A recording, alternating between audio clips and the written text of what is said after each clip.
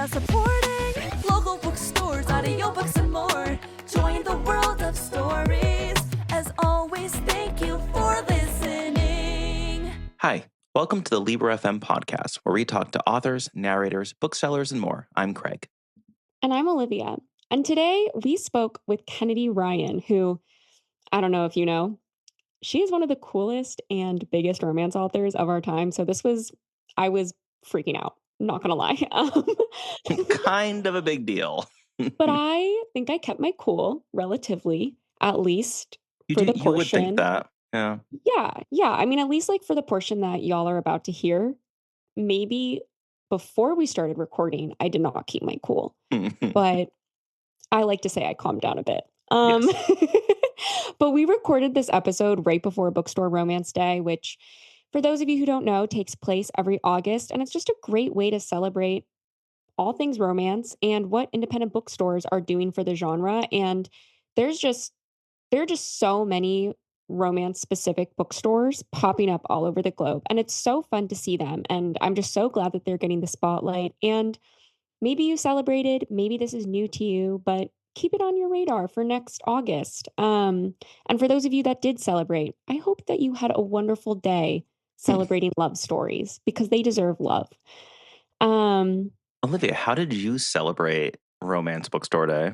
Oh my gosh, Craig, let me tell you. I read so many romance. You had to go buy a new bookshelf. Yeah, literally. I largely read romance on audio, and every day I look forward to my audiobook walk and whatever romance audiobook I'm reading. And I don't know whether it was this interview or something like Bookstore Romance Day. The genre has had so much criticism historically. And I think it's just really beautiful and important to see that it's getting the appreciation it deserves. And I think that a lot of people listening to this episode will, whether they have that appreciation already or maybe it needs to grow a little, I think this episode will really help with that. And Kennedy's just the perfect person to speak about the romance genre with. Absolutely. Yes, I will roll a clip from Kennedy's newest novel, and then we will roll the interview.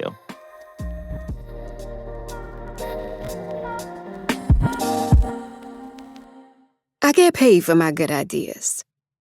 Coming to this party was not one of them. Another quick glance at my phone settles the uneven thump of my heart. No missed calls, no new texts. Yet.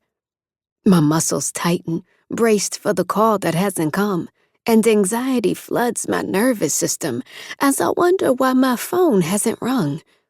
Damned if you do, damned if you don't. Mama has been better since Aunt Geneva moved in a few months ago. The doctor believes Miss Catherine's death may have exacerbated Mama's symptoms, or at least proved destabilizing enough that some of her lapses after Miss Cat's passing made sense. We can never really know. But taking her meds regularly, being more active, and having someone to watch out for her again seemed to have improved Mama's situation, or at least gotten her back on track. I try to get home to see her to help out at least twice a month, though work has been so busy lately. Carving out the time has proven more difficult. "Check that phone again?" whisper warns the woman walking beside me, and I'm tossing it in the bay. Biscayne Bay butts up to a sprawling Miami mansion, and my companion, Chapel, client turned good friend, may be right. I should relax for one night while I can. Today, we're thrilled to be joined by Kennedy Ryan, New York Times and USA Today bestselling author, Audio Award winner, and producer.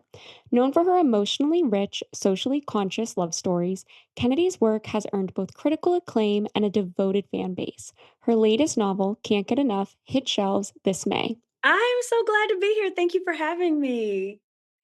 Yeah, for anything we didn't cover in the intro, is there anything you want to tell listeners about yourself or what you're up to right now? I'm writing. Literally as we speak, I am in a hotel room away from my family, trying trying to finish my next book. So I'm pretty Oh my focused gosh. right now. Yeah, but I did just buy a ticket to the Beyonce concert. So Nice. that's gonna be my reward. That's gonna be my Oh my reward for gosh. finishing Love this that. book.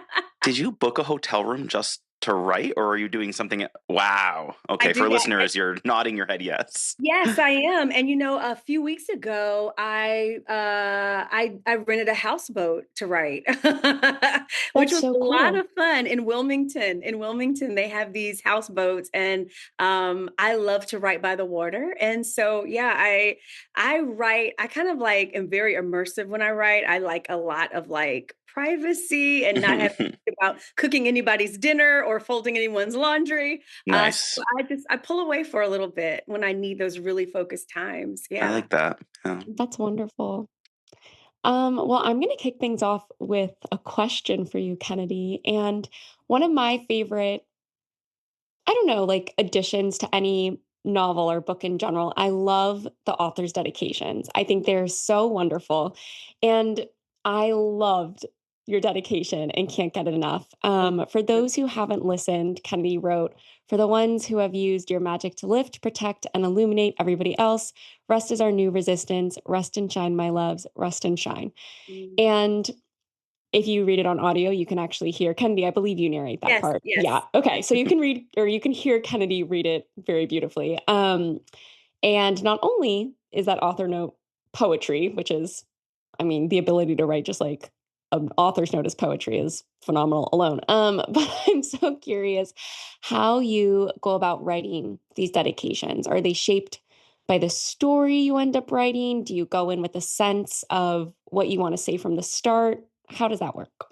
Yeah, I mean, I am someone who, people often say, like, okay, what was your inspiration? Or, that kind of thing with books. And my kind of like standard answer now is that I'm usually not so much inspired as incited.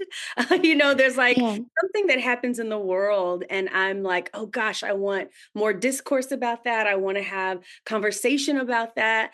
And I think that romance is a great landscape for difficult conversations or for things that sometimes are awkward for us to talk about because there's so much safety in our genre. Mhm. There's a guaranteed happily ever after. And so for me, I am usually writing not from who is this character, but what are my intentions? Mhm. And who are the people I'm really thinking about as I'm writing? And those dedications are usually very much around who are the people I wanted to give more visibility, who are the people I wanted to have more Mhm. voice, whose life, did I want to magnify? And so when I'm writing those author's notes, I'm thinking about those people. So if I have a book called Real and the heroine Mhm. has lupus, and I can't remember what the dedication is right now. Oh, you know what? That book, it is about a heroine who has lupus, but it's also like it's like the Hollywood Renaissance series, Mhm. and it's also my love letter to Black creatives and Mhm. to all of the lost contributions, commodified contributions, and the entire dedication is nothing but a list of names of Black artists from the 30s and the 40s whose accomplishments have been lost and overlooked, and that's one of my favorite dedications ever. So I'm very intentional with that dedication because I think it sets a tone for the story and it gives the reader a hint into what my intentions are and who I'm hoping to give voice to with that story. That is so beautiful. And when you say it that way, it so clearly reflects throughout the rest of the book. And Real is on my TBR, so I'm excited to see that dedication and Listen to read. it. I always tell people if you're going to read Real, listen to it. Mhm. Because it has the songs and it has music and it's a much Sold. more dimensional experience. So read Real with your ears. Amazing. I also Mhm. love that you mentioned the dedication is all artists from the 30s and 40s. Now I'm waiting for your nonfiction book about this. So you have to rent another houseboat. No, I no know. resting and shining for you. Just No resting typing. and shining for me, just typing. Yes. Um, You just mentioned listening as the your preferred method for that book. So we always sneak an audiobook question into these interviews. Shocking, I know, as Libro. And I just wanted to start off by saying congratulations on This Could Be Us winning the 2025 Audi Award for Best Romance. Thank you. Super So exciting. unexpected, so unexpected. But the narrators, they killed it. They're amazing, and really, really honored. Yeah. I saw when you posted about it, you said, and I'm paraphrasing here, but you actually, I won't paraphrase because I love this quote. You said, honestly, my flabbers are gasted. I did not expect this at all. Audiobooks are primarily how I read, my favorite format. So this holds a special place for me. And somehow in 2025, we're still having this debate of, whether audiobooks count as reading. And as someone who clearly values the format, I'd love to hear your thoughts on that ongoing conversation. I think I don't get it. I guess I just don't understand.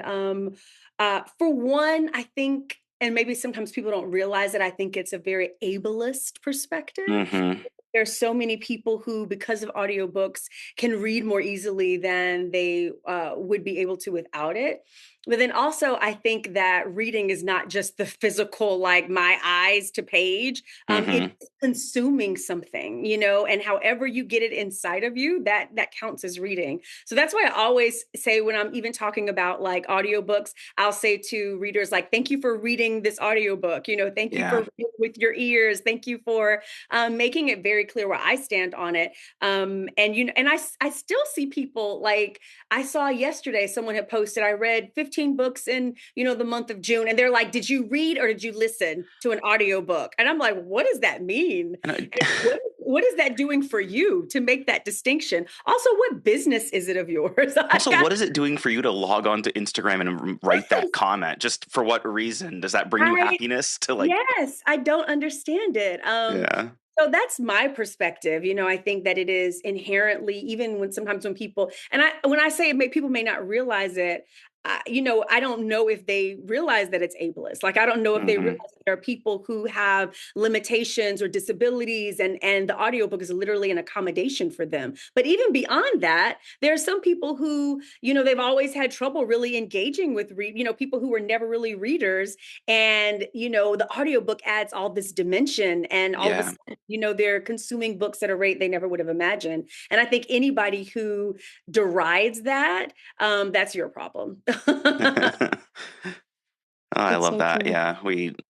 Every time I'm looking at an author's post about an audiobook and see comments like that, I just don't. I Yeah. don't get it. Yeah, and as someone who probably 90% of how I consume books is audio now, I don't understand it, but I also don't try to understand it. Yeah. Yeah. Like, Yeah. okay, that's your thing. I don't get it. I'm just going to keep listening to my Yeah. You audiobooks. die on that hill. I'll be over here reading. I'll be Yeah. reading in my ears. Exactly. and Yeah. it counts. We are so fortunate to have, I think, all of your audiobooks on Libro.fm. Oh, awesome. And I mean, it's no easy feat to have written as many books as you have, let alone series. And I'm really curious if you could speak to the emotional or even like intellectual journey that comes with living with your characters for so long. And in so many different ways, like writing a series, and it's obviously one of them might be from one character's perspective, and then the next is from their friends or the other, like a family member, etc. So how how is that living with these characters? I think that it's very fulfilling, like creatively fulfilling. There may come a day when I write, standalones. Mhm. But for me, I have always enjoyed creating a universe. And part of what I love about these more interconnected, like series kind of approaches to writing, is that I get to build out these relationships, because it's not just a series, it is a network of relationships. And I think the best example of that, I mean, I think there's various examples of it in my catalog, but I think the Skyland series, and I'm not just saying that because that's the one I just finished, I think it's probably the best example because you have this core sisterhood of these three women, and we meet them all in the first book, but we're getting to know them more deeply in each of those as the series goes along. And that's how I'm experiencing it. I'm getting to know them more deeply as we go along. And I think there's something, a lot of times when I read some romance novels, like I love romance. Obviously it's my genre of choice. I've been reading it since I was in the 8th grade. I love romance. Shocking. Yeah. Sometimes I see people comment that when they read a romance, it's like this woman and a love interest, and they're making these decisions and they're like, where's her cousin? Where's her best friend? Somebody help this girl. Don't let her do this. Don't let her do this. Where are her people? Yeah.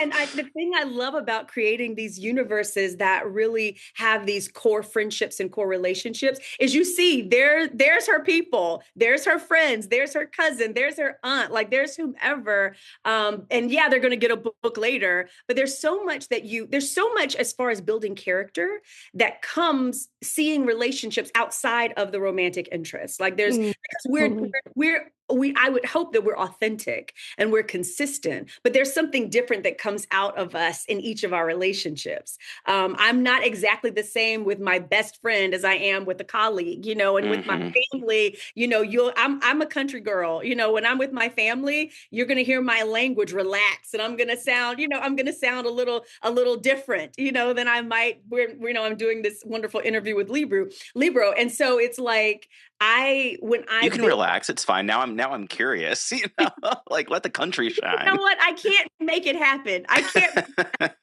It happens when I'm talking to my mama and my sister, I sound different. Yeah.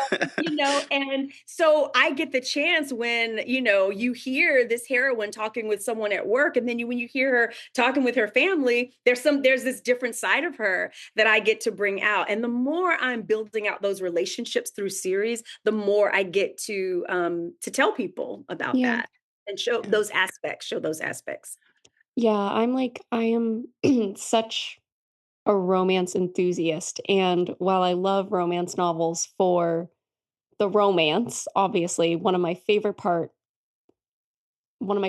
ever of any romance novel tends to be when they're like beautiful friendships and family relationships as well. I just think romance writers speak so wonderfully, and you especially speak so wonderfully to those relationships and how those relationships develop and grow and change and how those people are with us in our lives. So I think that's beautiful. Thank you. I actually had one question that is not in our script here, but it's kind of a craft question. As someone who writes many characters over, many novels in a series, how do you keep all of like their backstories and everything that's happened in their lives like in check, where it's not like this character wouldn't do this because in book 1 this thing happened? Like I just picture you have like a gigantic wall of post-it notes with like thumbtacks and strings, and like how does that work with like, it's not a standalone. These people have, books and books and books worth of history. Yeah, and a lot of authors have Bibles, which is very, very smart, where as they go along, they create these guides to all the about these characters so that they can quickly refer back to those. And I never actually done that. They just feel so much like people, and they feel so much like things that I know that I hadn't done that. And it wasn't until I started with my publisher, like I kind of grew up as a self-published author. I always say, I was in the indie trenches, building my as an indie author. And so when I started, even though I started in traditional years and years and years ago, when I came back to traditional publishing, my publisher, they created these Bibles. And I was like, oh, this is great. Wow. This is a thing. And so I've started kind of backtracking and doing that for some of the past series because you do forget things. And it's so funny because it's funny you ask that, because that is a huge question for me right now. I'm writing Score, which is the follow-up to Real. And that book is there's so many layers to it because it's like a story within a story. It's a historical story within the romance. You know, there's this fictional heroine who is a Black singer in the 30s and the 40s, and she's based on people like Billie Holiday and, you know, Hmm. famous artists. And so basically they are making a biopic of her life. And so there's a movie inside of the story, and I have excerpts from the script. And so it's so layered. And so now I'm writing score, and I'm like, oh, wait a minute. Okay, so has this happened? Okay, I have to go back to real and I have to see, what did this character say? Okay, so there's an overlaying time links. Okay, wait a minute. Okay, that had not happened yet in real, so it can't happen yet here in score. So it Oh, is. my Kennedy, my brain hurts. Oh, I'm not even writing mine it. does too. Mine does too. And as I've been writing, I would say, let me go back and look at real. And I was like, oh, because the timelines overlap. And Yeah. so when that happens, it's like, oh, wait, okay, this can't happen until later. I need to change this. And also, what were these characters doing and what is their backstory? So I actually end up going back to the book a lot and using that as kind of like my encyclopedia. Yeah. What did I say last time? Yeah, Yeah. exactly. Exactly. Oh, Yeah. that's really interesting. Thank you. Oh. Um, we have some sillier questions that we'll ask you, but before we do, I did want to take a second and talk about a cause that's clearly really important to you. You co-founded Lift for Autism, an annual charitable book auction that supports Culture City. For Yes. those who may not be familiar, can you tell us about this organization and what inspired you to start it? Yeah, I mean, my son was diagnosed with autism a little over 20 years ago. And a lot has happened, in 20 years. So we've made a lot of strides. When at that point, when my son was diagnosed, there wasn't very much insurance coverage. Mm, It was very much an out of pocket endeavor. And there was so much that we didn't know. And it was an expensive thing. And it is still an expensive thing. And, because of cuts to Medicaid and to other programs, it will now become a very expensive endeavor again for yeah. families who have children and adults with disabilities. So when we first got our diagnosis, it was such an intimidating thing, and I actually started a foundation for families who have children with autism, which I ran for 11 years. And this is before I published. I was writing, for like parenting and mom magazines and Chicken Soup for the Soul. All of my writing really was around autism advocacy and parenting for around disability. And when my career kind of started taking off, I had trouble like managing both of those things. And I needed to do something that was a little easier, I think, and that also kind of synced better with what I was doing. And so I'm like, I do books now. I write. And Ginger Scott, who is a fellow romance author, who also she has a nephew who's on the spectrum, and she also volunteers with an autism organization in Arizona. She and I got together and said, "What if we started this?" I didn't want to do a 501c3 because I didn't want to I had done that for 11 years and did not want to manage everything that goes with that. And so we basically just call it a charitable initiative, and we connect with an existing 501c3, which is Culture City, one of the largest autism organizations in the country. I have all kinds of amazing programs, but basically we have a book auction every April, which is Autism Awareness Month. And it is a bookish bloodbath. Let me tell you. Like when you see how much money people pay for things, it is bananas. And I'm like, oh my gosh, I can't believe that they paid for that. And yet, yay, autism. And I so saw you guys raise like what, $140,000 this year or something like oh that. yeah. And Unbelievable. That's yeah, amazing. we were a little down. Last year we raised nearly 160,000. So we have raised over $500,000 in the time that we have been working on this. And all of the money goes directly to Culture City. We don't ever see one red cent of it. As soon as someone pays their bid, it goes right to KC. So they are doing amazing work. If you go to an NBA game, or if you go to any kind of like large stadium, they most likely will if they have a sensory room, which is basically a safe space for people who are autistic, neurodivergent, or have sensory issues. Most likely Culture City is responsible for that space. They have safety kits because so many of our kids, especially when they're younger, are prone to wandering. We have an elevated drowning rate in the autism community, and Culture City puts together safety kits for that. And then our particular fund, there is a lift fund as a part of Culture City. Our particular fund gives direct assistance, financial assistance to those families who can't afford certain therapies, who can't afford like speech therapy, camps in the summer, or just financial support when they're struggling. So it's a big passion of mine, something I have been involved with for about 20 years. Wow. So I don't know when I won't be connected to that. And so it as an extension of my career as an author is something that makes sense for us and that I'm really, really proud of. Wow, that's amazing. Thanks for sharing that. Yeah, I hadn't heard of Culture City until I started doing a little bit of research for this interview, and then I kind of went down the rabbit hole looking at all the things they did, and it seems like a really amazing organization. They're amazing.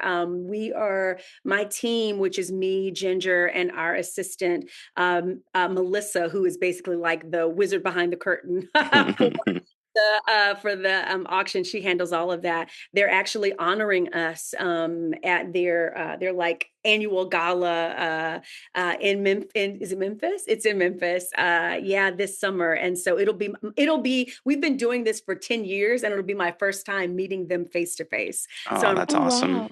really excited about it. That's Yeah. amazing. Well, before we go into our sillier questions, Kennedy, we really are curious if there are any updates about the Before I Let Go adaptation you might be able to share with the fans, aka me and other people. I wish I had breaking news for you. That is the most asked question. Like I bet. we had to do it, I say daily in my DMs, in comments on TikTok and Instagram, like daily, I'm getting asked about it. And I love that because it really tells me how excited everybody is. I don't have any updates that I can share. I will say that I keep telling people we are working really hard behind the scenes and to make the show the best that it can be. It is, for those who don't know, it was the Skyland series, specifically Before I Let Go, and probably aspects of the other two books. It was optioned by Universal Television, and it is in development at Peacock. And executive producers John Legend and his company Get Lifted. Who? Sorry. Yes. Yes, him. Him and his company Get Lifted. Malcolm D. Lee, who did like the Best Man movies and Best Man that was on Peacock. And then Deborah Martin Chase, who is like, I don't know, discovered Anne Hathaway and did Princess Diaries and all kinds of stuff. I won't do the Who joke again. I was tempted though. Yes. But she's a legend. She's the first Black woman to have an overall deal with a major studio. Now she's winning Tony Awards because she started producing Broadway. I have such an iconic team working with us, and I am fortunate to be an executive producer as well. And so our little team is, we're churning behind the scenes, and I hope that, we'll have something great to share soon. I really, really do. And for those listeners who haven't read the series, no update on the adaptation just means there's more time for you to go read the entire series. Exactly. Yes. Before the series is live. So do that now. So we end every episode with what we call lightning round and then Instagram story time, where in lightning round, we ask a couple silly questions. You don't need to think about them too much. Sometimes they're about like pajamas or your favorite snack. They're pretty silly. And then with Instagram story time, we'll ask you a question about a particular photo. Okay. And I think Olivia has the first lightning round question. So I would love to see Hendrix's fashion in real life. I'm curious what your favorite piece of clothing or accessory in your closet is. Oh gosh, see, I'm not a clothes girl. Let me think about this for a second. I just have a pair of jeans that I love. They're like dark wash and they're wide leg and they're actually Spanx. They're Spanx jeans. A nice jegging. Yes. Nice. This episode brought to you by Spanx. They are Spanx jeans, and they're wide-legged, and they're dark wash, and they are my favorite jeans that I own. And so that's my one fashion item. And you can tell I am not that girl. I'm like not the fashion girl. And it's so funny because I'm not a makeup girl either. And people lately have been like, "Oh my gosh, your makeup looks so good." I have been watching TikTok tutorials a year just to get my under eye. Nice. I have to work at that stuff. What is a smell that instantly makes you happy? Anything lemon. I am a lemon girl. Like I love citrusy stuff. My favorite cake is lemon. Like any Yum. drinks are lemon. Anytime I smell lemon, it takes me to a happy place. So anything lemon. Love that answer. What's your favorite reading spot? My bed. Another good answer. My bed, yeah. Even when I'm listening to an audiobook, like I do a lot of multitasking when I'm listening. Like I'm going for my walk, I'm cleaning my kitchen when I do that, things like that. But even if I am reading by audio, I love to do it in my bed. It's like my reward at the end of the day. And I'm one of those people who sets like 15 minutes, 15 minutes, 15 minutes because I don't want to fall asleep and it goes beyond. So my husband's like, "You're doing like 20, 15 minutes and the sun is up." And I'm like, "Yeah, but I haven't missed anything." So my bed, that's my favorite place to read, actually. I love that. If you got turned into an action figure, what accessory do you come with? Oh my gosh. Probably my phone. It is glued to my hand, you guys. I feel my husband, I have my phone with me at all times. It's embarrassing. I take my phone with me to the bathroom. The phone is glued to my hand. My husband, walked into my office and he had left a book on my desk that said, "Breaking up with your phone." Oh. My Hint, gosh. hint, And then he so slept on the couch that night. I'm like, "You're right." And my therapist at one point, she put me on. It's so funny because you mentioned This Could Be Us, like winning the Audi Award, which was completely unexpected. And my publisher had actually said, "Why don't you come out for the Audis?" And I was like, I mean, honestly, I was like, "There's no way I'm going to win. And I'm in the middle of a deadline. No way, guys." And so it was that week that my therapist, seeing how addicted I was to my phone, had put me on a week-long break from being online. So I wasn't on Instagram, I wasn't on any social media that week. And I honestly had forgotten that the Audis were happening. A narrator whom I love texted me and was like, "Congratulations on the Audi." And I'm like, "What are you talking about?" He's like, "Just won the Audi Award." I was like, "What?" And I'm completely off the 1 week when I'm off my socials, this happens. And I'm like, "Oh, thanks for letting me know." And I literally messaged my therapist and said, "I just won this award. Is it okay if I just go on and like thank everybody?" She's like, "Go on to Instagram, do your post, get right back off." So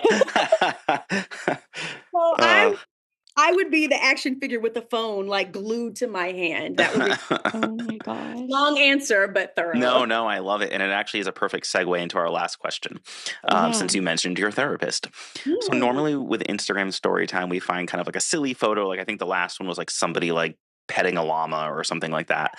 But with yours, I saw these photos and I scrolled back a while and you post this, it seems like every May for mental health awareness, Yes. where you post a photo of you holding your like prescription bottle and kind of like making a little, silly face and with a message to your followers around that, they're not alone, that, you take an antidepressant and it's not like there shouldn't be a stigma around it. And I found that really powerful. And I was curious, like what drives you to want to share something so personal with, I think you have like over 100,000 followers on many platforms. Like that's a pretty personal thing. So what's, what drives you to want to share that? It's exactly what you said is destigmatizing getting help for mental health. When I wrote Before I Let Go, I was writing the book and I was about 6 months. I was about 6 months behind on the book. Yes, that's it. I was about 6 months on the book. And I was like, this is the worst writer's block I've ever had. And I went to my writing coach, and she goes, I don't think this is writer's block. I think it's something else. I think you need to talk to somebody. And I was like, me? No way. And sure enough, I got into therapy and realized I was diagnosed with depression. Mm. And I had been having panic attacks, like in secret. I would go into my closet and have a panic attack, and not even my husband and my family knew just how dark things were and how difficult they were. And I think so many of us as women, and then, most specifically because I am a Black woman, so many Black women, I think, are suffering in silence. We have that Black, superwoman. We got the cape, we're here, we're strong, and all, which is such a dangerous myth. And there's such a stigma in general, but then also a lot in marginalized communities around therapy and medication to treat depression and getting help for your, mental health, support for your mental health. And so, when I write the heroine in Before I Let Go is recovering from depression. She's got her therapist, she's taking medication. And for me, that's such a personal part of my journey. But it's also anyone who is following me, I want them to know I am living that truth out loud. There's no shame in it. And anyone who feels alone or anyone who feels like they have to hide the need, or they would allow that stigma to stop them from getting help, it's incredibly dangerous to be isolated that way. And that's why I do it. And you're right. I think I've done it maybe three or 4 years 3 years, I think. The last 3 years I've done it. And when it's May and I'm like, it's almost the end of the month, I'm like, oh my gosh, I need to post my picture, So yeah, I do that pretty consistently. That's awesome. Well, I'm sure many of your followers appreciate it, even if they don't mention it. So that's amazing. Before we let you go, and I know we're a tiny bit over time, we just wanted to give you a chance to recommend any books that you think that we should be reading. They can be your own, they can be brand new, they can be something you read 20 years ago. Just what should we all be reading? Oh yeah, that's a good one. I'm my first love, no pun intended, in romance is historical romance because I'm older than everyone. And so when I started reading romance in the 8th grade, which is years and years and years ago, we didn't have Kindles. We didn't even have Beverly Jenkins when I first started reading. That's how old I am. So it's the heyday of historical romance, so that's always my first recommendation. I love Flowers from the Storm for historical romance. Anything by I just went blank on her name. But that's one of my favorites. Also, Indigo by Beverly Jenkins is another historical romance that Laura Kinsale. Thank you. Yeah. God. I have Google over here. I'm not just an encyclopedia, I assure you. My brain just went blank. She's actually my favorite. You would be hard pressed to find an interview where someone asked me to recommend a book and I didn't say Laura Kinsale, because she's for me, I love her voice and I love how messily she writes and how she doesn't tie things up like in neat bows. Even honoring the genre, making sure that there's a happily ever after. She placate. She doesn't, make it easy. And I think I see that legacy in my writing. And Beverly Jenkins, of course, is an icon. One book that I always recommend, for me, it's an instant classic in the romance genre, is 7 Days in June by Tia Williams. Oh, so good. So fantastic. One that's coming up that people can pre-order, August Lane by Regina Black. I'm listening to it now. I was fortunate to get like an ALC of it, and it's a full cast. Well, it's 4 narrators. And, we're in the era of Cowboy Carter, so Black country music, and it's a Black country music artist. And it really deals with the legacy of country music and culture. And it's fantastic. Regina Black is one of my favorites. I always try to recommend an indie author because so many times they don't get the visibility that someone like me does. And that's kind of my, background. So J.L. Seeger's Restore Me is a great one. And then a book that I love so much from last year, Ministry of Time. One of my from last year, Ministry of Time. So I think that's a few. Great recommendations. I feel like normally when we ask this question, a lot of authors go, "Oh, I've never heard of a book," and kind of freak out, but you were ready. You had like historical stuff, upcoming stuff. You were Oh, you know what? It's probably because I'm just coming off tour, and I feel like I've done so many interviews and so many people have asked what I'm reading and listening to. So yeah. it's like downloaded in my head right now. You caught me on a good day. Nice. Well, thank you so much for your time. This has been really fun. It was really nice to get to know you. Thank you so much, Kennedy. Thank you for having me.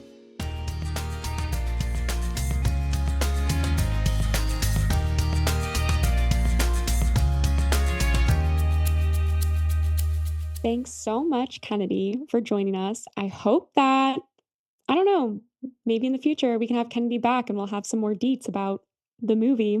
We'll see. But we don't have any more now, unfortunately. So, Craig, I guess I'll just ask you then. What are you reading? What are you loving?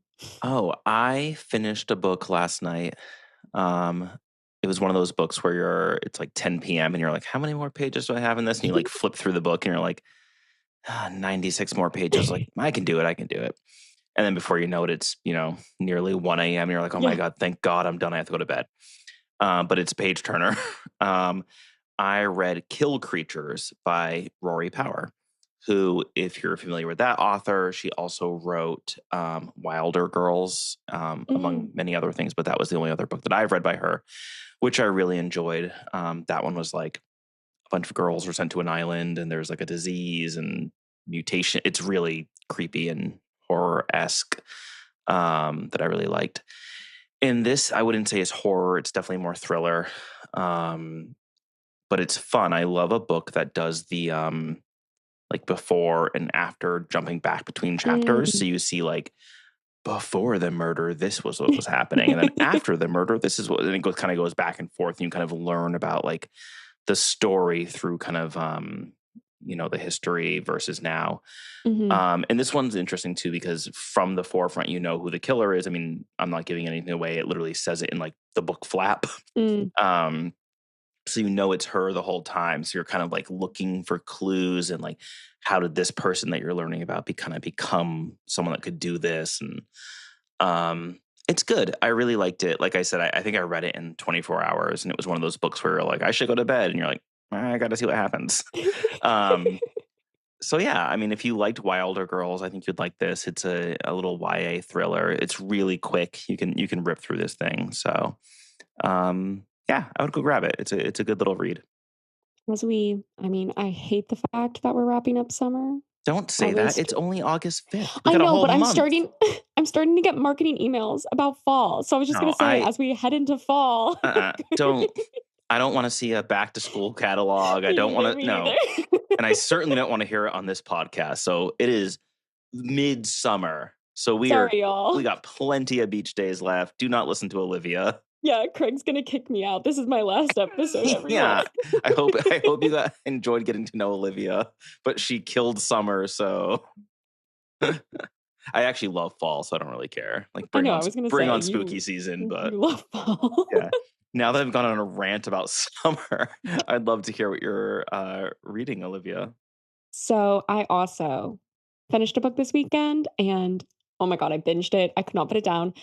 The Girls Who Grew Big by Layla Motley. And I loved her first book, which came out a few years ago, Nightcrawling. And she set the bar so high with that one. And then somehow she has raised that bar that she set with this one. And it is so beautifully written. I'm a sucker for beautiful writing, and it is so beautifully crafted. And it's about a number of girls and young women who are pregnant or have already had children. And they live in a super, super small town in Florida, and they call themselves the Girls. And while it's about motherhood and reproductive justice and how our society really doesn't care about girls or women and mothers and children in maybe the way that they should, it's also about, quote unquote, growing big in a metaphorical sense, which, I don't know, like when I got to that part of the book, I was just like, oh my God, the name, it just makes so much sense. Oh my God, it's like the title. Yeah. And I don't know, just like really makes you think about what you need in your life personally to feel fulfilled and what do you need to feel like the best version of yourself. And it really just makes you see how that answer is so personal and it's so different for everyone. And no matter who you are, we all deserve that. And that we just really deserve to feel the love and support we need to achieve that. So I cried the entire plane ride home when I was reading this, like happy and sad tears. And so I apologize to the couple who was sitting next to me. I so I think you've done now like 6 or 7 episodes, and every episode, every book you bring to the table is some like heavy hitting emotional. I can't wait for you to bring like a little bit read. You never do. It's Well, always like, I read this book. It's about uh daughters married into wifehood in ISIS. I'm like, Jesus Christ, let me Olivia. tell you, I don't know anything about astrology, Craig, but I am a Cancer. And all I know about as Cancers is that we cry a lot and that we have a lot of emotions. And Eesh. I think that really comes through in my reading. All right. Well, next I'm gonna focus on very little happy, fun books for the next month, so that next month I can kind of try to counterbalance these heavy hitting books. I mean, joking aside, that book does sound amazing, though, and It's obviously you so said good. yeah. So go read it. um, but other than that, everybody mark your calendars because September is Library Card Sign Up Month, and we're going to have a really fun promotion. I can't say what it is yet, but we will. So stay tuned. You can follow us on social media if you want to learn more. But libraries just really need our support these days, and getting a library card is the first step in doing just that. And you get so many awesome resources with your library card. So if you don't have one yet, definitely swing by your library this September, show them some love, and ask your librarian about all they have to offer. You could probably check out one of the books Craig and I just mentioned, or try something else. It's great. My local library even lets you rent out like tools and like, Yeah. yeah, it's You crazy. can get like So, lawnmowers. oh You yeah, can go get get your like, library card, people. yeah, baking equipment. Like, and there are just so many cool events. I'm actually going to an event at my library, a Fix It clinic, and I'm going to bring an old pair of jeans that have a massive hole, and they're going to show me how to stitch it right back up. And they're my favorite pair of jeans for free. Amazing. Go get a Yeah. library card. Go get a library card. On that note, thank you for listening, everyone.